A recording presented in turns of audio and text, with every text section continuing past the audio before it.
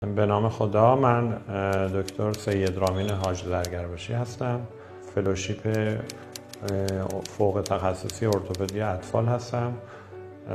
دوران تحصیل پزشکی خودم رو در مقطع پزشکی عمومی و دوران رزیدنتی و در حقیقت تخصص پزشکی در رشته ارتوپدی رو در دانشگاه تهران و همچنین دوره فوق تخصصی ارتوپدی اطفال رو در دانشگاه تهران به اتمام رسوندم و بعد دوره‌های تکمیلی فوق تخصصی ارتوپدی اطفال رو در چند کشور تکمیل کردم.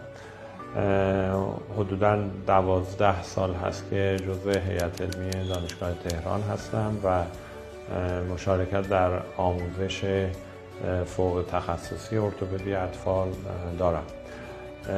تقریباً 10 سال هست که تربیت فوق تخصصی در دانشگاه تهران توسط گروه ارتوپدی اطفال دانشگاه تهران در حال انجام هست و خدا رو شکر تا کنون ما بالغ بر 10 فوق تخصص اطفال رو در سراسر ایران آموزش دادیم و هر کدومشون متخصصای بسیار باسواد و دانشمندی هستند که در سراسر ایران در حال فعالیت هستند.